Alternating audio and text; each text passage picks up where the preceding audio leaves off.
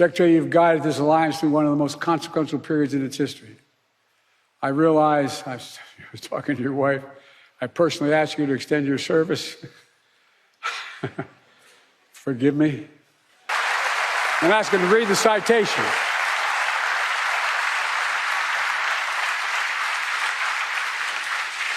I'm pleased to award you the highest civilian honor the United States can bestow, the Presidential Medal of Freedom. Ask a military to come forward for 5 additional strategic air defense systems.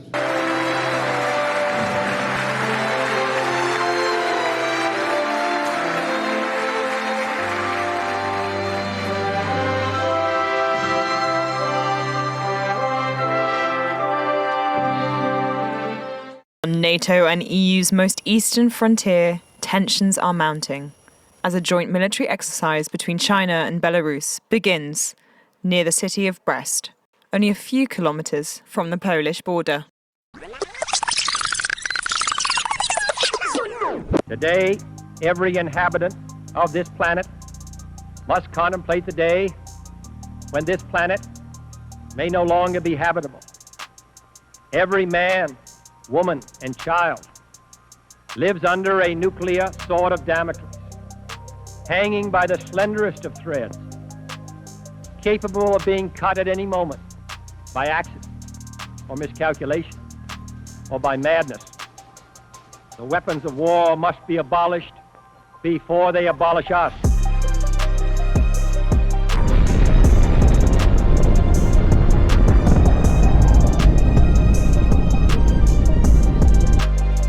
Okay, so NATO just met for their 2024 summit in DC. Had Sleepy Joe there, had Kramer, the new UK Prime Minister, he was over there, Macron, all of these notable NATO leaders, and all of the other ones from these tiny weak-ass countries that we never hear about, but are also in NATO for whatever reason. All of them met, and NATO has nothing going on. All they did, and they're still doing it, they have a meeting today too. All they have been doing all week is crying about Russia. You telling me there's nothing else that NATO has? Oh, Ukraine, Russia invaded Ukraine. You have 30-some people fly across the world to meet with Sleepy Joe, and they just cried about Putin invading Ukraine for a week. What's even the point of NATO right now? Because apparently it was built to counter the Soviet Union, which ended decades ago, but they're still around, launching aggressive wars, but that's a different video. I can get into that. But what's the point of NATO in 2024 if they have nothing else going on besides Putin invading Ukraine? Oh, Putin. And they started crying about China too, and we're going to get into that. So let's just look at a video clip real quick to give us a quick summary of some of the things that they've been talking about. American-made F-16 fighter jets like these now heading to Ukraine from NATO allies Denmark and the Netherlands. The transfer of F-16s is officially underway, and Ukraine will be flying F-16s this summer. All 32 allies in a communique calling Ukraine's path to NATO membership, quote, irreversible, in a strong message to Russian President Vladimir Putin that he simply cannot wait out NATO allies. The work we are doing together now will ensure that when the time is right, Ukraine can join without delay. It is not a question of if, but when. U.S. President Joe Biden pressed NATO allies to continue their increased defense spending in order to keep up with Russia's wartime production levels. They're significantly ramping up their production of weapons, munitions, and vehicles. And they're doing it with the help of China, North Korea, and Iran. We cannot, in my view, we cannot allow the alliance to fall behind. The alliance also calling on China to cease its support of Russia's war machine, saying it cannot enable the largest war in Europe in nearly 80 years without negatively impacting its interest and reputation.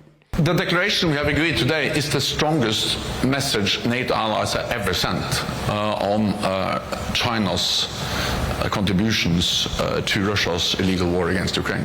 They're providing dual-use technology and support to Russia's defense industrial base enabling Putin's war of aggression in Ukraine and allowing him to fight longer and to replace his losses. Analyst and veteran Brad Bowman tells VOA that calling out China was long overdue for the 32-member bloc. Europeans are dying in Europe in a war of aggression from the Kremlin with the support of Iran, North Korea, and China, period. Non-NATO partners from the Indo-Pacific joined NATO allies for the summit in Washington this week.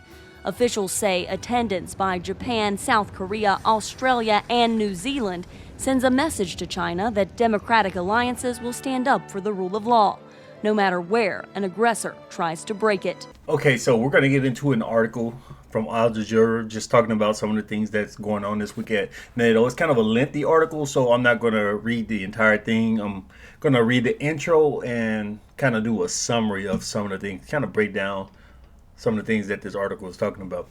So 75th anniversary, oh, such a big deal. But again, what's the point of NATO right now? Because all they do is launch aggressive wars against third world countries and cry about Putin. But let's see. United States President Joe Biden will host leaders of NATO in Washington, D.C. this week as the military alliance marks 75 years since its formation amid security threats arising from the Russian invasion of Ukraine and China's growing assertiveness in the Asia Pacific. So now the United States wants to drag its vassals across the world to fight China. And we're going to get into some of the fractures of NATO because this is a serious problem for the Europeans. They don't want any parts of this, but they have to do what Big Daddy Uncle Sam tells them to do. So now they might be caught up with a war in China. The summit, which will run from Tuesday to Thursday, is largely expected to focus on reassuring Ukraine of the alliance's unwavering support. Ukraine, man, these guys have been suckered so hard by NATO, by the United States, have been completely used. After Russia pummeled Ukrainian cities with missiles on Monday, hitting a children's hospital in Kyiv, at least 31 people were killed in a Russian attack. So Russia launched 5 missiles. Apparently there was a 6th missile, and Russia did present the UN with hard evidence showing that that missile that hit the hospital was a Norwegian missile launched by Ukraine. They showed hard evidence, and they dared Ukraine and the United States to present their evidence, which they haven't. But getting into the details of who may or may not have hit this hospital, that's a different video on its own because there's a lot to break down. But the Western perspective, according to the United States and its allies, it was Russia's fault. So here it's talking about all the guys coming over there. Macron's in trouble because he's losing a lot of political power. He just lost all of his allies in the parliament. He wanted to fight Russia over the Sahel, over French colonizing West Africa. He has beef with Russia, but his army is depleted and he can't do anything. And now he's just lost a lot of political power in France. UK, they just had a political shakeup too. They just elected a new prime minister, but it doesn't seem like, I mean, this is his first week, but it doesn't seem like any policies have changed. The Europeans have been putting in more conservative governments, parliaments, and prime ministers because they're tired of their country following the United States into possible oblivion, getting into a war with Russia. Slovakia, Hungary, countries like that, they're saying we're not about to get wiped out in a nuclear war because the United States doesn't like Putin. So a lot of citizens across Europe, they're kicking out these pro-war governments, these anti-Russian governments, and putting in other governments. France just did that, and the UK thought they were doing something like that, but it's not working out for them early on. So this is showing some of the more notable people there. Got a lot of Asian Pacific, quote-unquote, partners there. I will call them vassal states of the United States. And what's on the agenda? Russia, Russia, Russia, poor Ukraine, more money for Ukraine. So now they're talking about over the next year, $43.2 billion. Damn. Didn't you just get these fools 60? I don't know how much money. We're pushing $200 billion at this point. But hey, we need more. Ukraine is winning. Russia's army's been depleted. We're only using 5% of our budget. Putin is trash. The Russians are dumb. They don't know anything, but we need to send more money. So the U.S., mainly the U.S. and the EU to some extent, has given Ukraine all of this money. And what have they gained out of it? Absolutely nothing but a bunch of body bags for Ukrainians. But they don't want to talk about that. But that's on the agenda. Let's send more money to Ukraine. So a week of bitching about Putin and talking about possibly sending money to Ukraine because a lot of these countries in the EU, They're broke. They can't afford it. Their economies are in tatters. A lot of that has to do with them putting all these sanctions on Russia, which was to the detriment of their own economy while it helped the U.S. economy. I need to read this part here because this is an ongoing theme in this whole Ukraine-Russia war. The issue of NATO membership for Ukraine will be a hot button topic. Ukraine's ambition to join have been bogged down by internal reform requirements and the alliance's fear of escalating tensions with Russia. While Ukraine's membership is still far from getting a green light, NATO allies have in recent months ramped up their support for the war-ravaged country. Yeah, they've been gaslighted. The Ukrainians are being teased by NATO. They keep saying, yeah, you're going to get in with, and Ukraine said, when? What, tomorrow? Next week? Next month? Eventually, we'll let you know. You got some corruption problems cleaned up. I thought we were good people. I thought we were good guys. Well, we'll let you know when you can get in. We just saw in that video clip how the NATO Secretary General, he's talking about Ukraine is going to be part of NATO. Now we're going to look at a clip of Anthony Blinken. I think it's Anthony Blinken, the Secretary of State. He's talking about it. Zelensky, who's attending the summit, he met with the UK Prime Minister, and he was trying to suck up to him, be nice to him, smile and everything, because he's hoping that the UK is going to help them get into NATO. So let's look at these clips of him being teased. Hi. How are you? Thanks so much. See you again. Good to see you. How are you? Very good. Very glad to be meeting you. Glad to meet you too. Nice to see you. Thank you so much. Yeah. Yes, very. Change of government, no change of position, support. Thanks so much. Thank you for looking after Defence Secretary the other day. Thank you very much. In my estimation, at least, success is a strong, independent Ukraine, increasingly integrated with Euro-Atlantic institutions like the European Union, like NATO, and that is able to stand on its own feet, militarily, economically, democratically. And what we see is Ukraine on a trajectory to do just that. Here's another hot button issue, the defense spending. So the United States is breaking the bank to fund this war. Overspending, extremely expensive equipment. People always brag about the U.S.'s budget, but there are problems with the budget. The budget is built for war profiteering, for money laundering. Politicians create the massive budget. The military-industrial complex gets extremely rich off the budget. They turn around and give quote-unquote campaign donations to the politicians in D.C. So it's a cycle of money laundering off of a massive military budget. And you're not able to buy a lot with this budget because the stuff is extremely expensive. A jet, a missile, all of this stuff that you need to fight a war, which the United States really not designed to fight a war, is designed for war profiteering right now. But all of this stuff is extremely expensive. $2 to $4 million for a missile. I think the Patriot missiles $4 million each. Some of the other missiles are $2 million each. Completely insane, but it's lining the coffers of these big donors in D.C., these lobbyists in D.C., from the military-industrial complex. Getting extremely rich off of it, but the United States has this big budget, and it's been trying to get the other members of NATO to increase their budget since Trump, even though when Trump told them to increase their budget, it was such a problem, but now they're still trying to do it. Let's read this part here. Because Canada has money, but Canada knows that the United States are suckers. They're like, look, man, why are we going to change our budget, what we're spending our money on, when we know that you guys got it? At the end of the day, if Canada doesn't increase its budget, the United States is still going to supplement. So the Canadians are just going to use the United States to pay for everything until they have to spend money. And who knows when that'll be. So let's read this part. However, eyes will be on countries who have not met the pledge, particularly Canada, a richer country among the members, failing to meet the target. In May 2023, U.S. senators from both Democratic and Republican parties penned a letter to Trudeau voicing their disappointment after the country revealed its defense spending would reach only 1.7% of its GDP by 2029. So NATO has a budget requirement of 2%. Each country in NATO has to spend 2% of its GDP. It has to take 2% of its GDP and budget that out in its annual spending on military. They're saying that 2% is an adequate amount to make sure that all of the countries in NATO are soundly strong. But the vast majority of these countries are not spending 2% of the GDP. They're far below that. Even Canada, they're far below that. Which means their militaries are weak and inefficient. They probably don't have training, equipment, enough troops. A lot of the soldiers, like the German army, sitting around just fat, a bunch of fat ass, no good officers who don't know anything. people still think NATO is completely strong and powerful, but they're not. Most of these countries, I think U.S. and Turkey are probably the only relevant militaries in the alliance. Look at this. Spain, Italy, and Portugal are also among the lowest spenders because they don't have to. So we know Spain and Italy historically have been powerful nations, but at this point they're like, look, U.S. got it. You'll spend it. We don't need to spend anything. Now, this was a big point. So recently, I think a couple of weeks ago, China deployed thousands of troops to NATO's border. They went to Belarus. China and Belarus have new partnership. So NATO is very upset about that because they're like, why is China sending troops to Eastern Europe?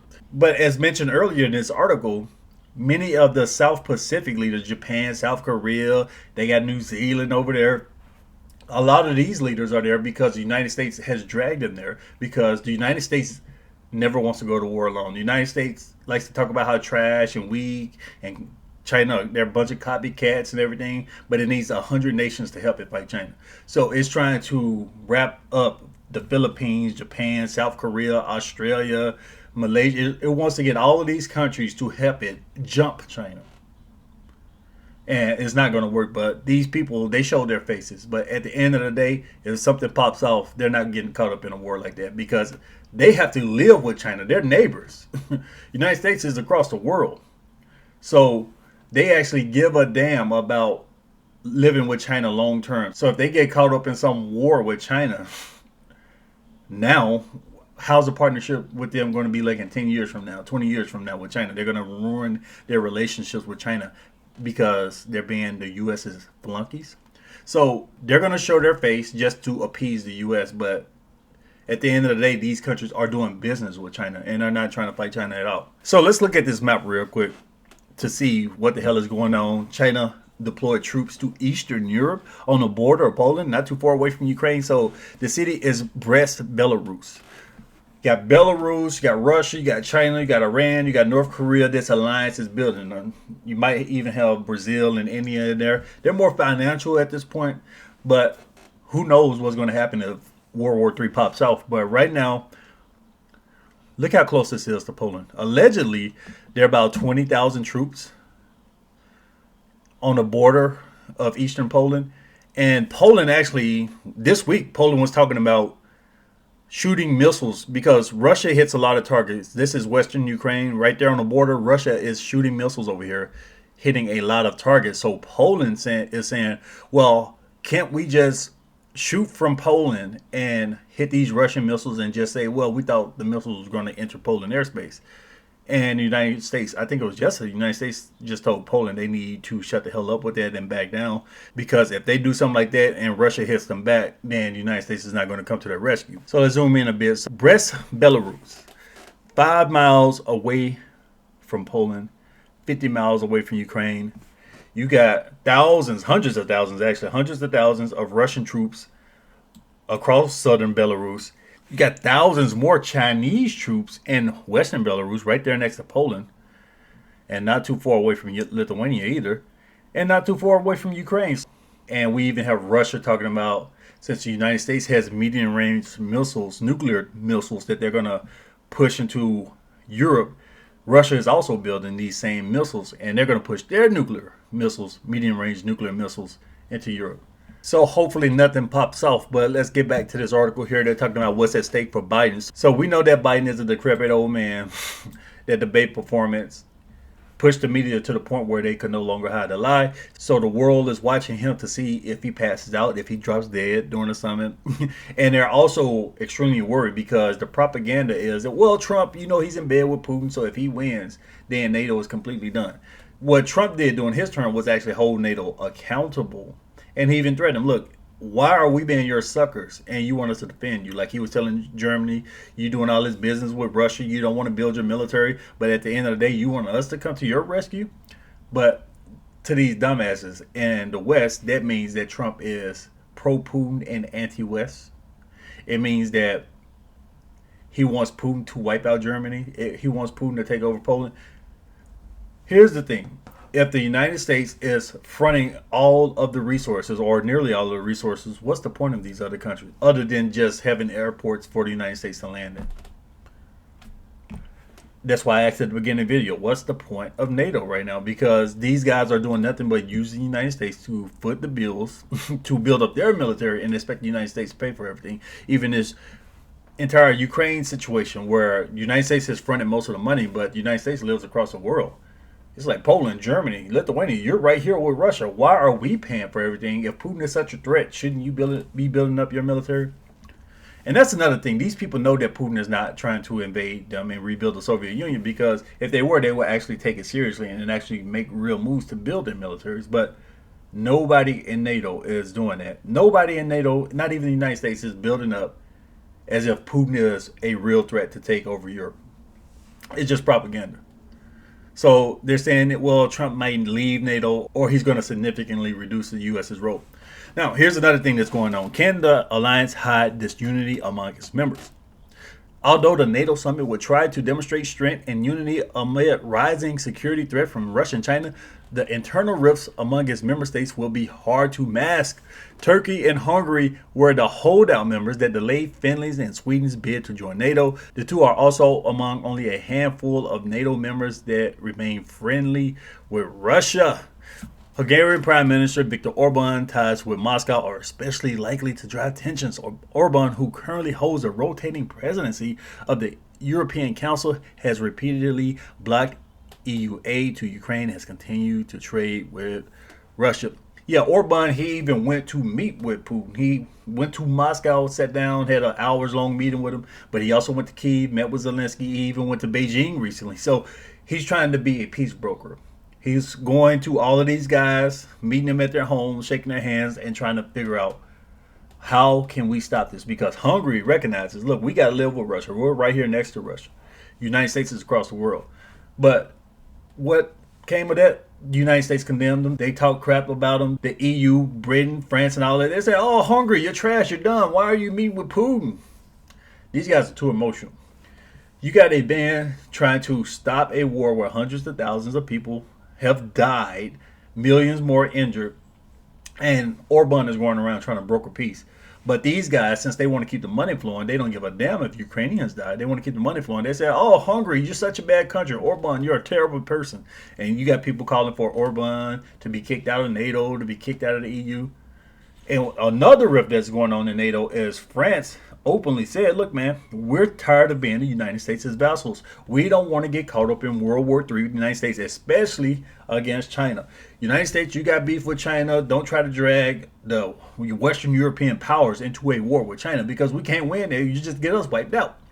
So we got all these rifts going on, but they're trying to say, oh, NATO is solid, strong as ever. But a lot of problems going on. And honestly, I don't know if NATO will survive the next decade, especially seeing how this war is failing. It's a complete embarrassment. 30-some countries ganging up on one country, and they can't stop them, no chance at all. Their militaries are trash, and they don't want to spend the money. These countries just do not want to spend the money.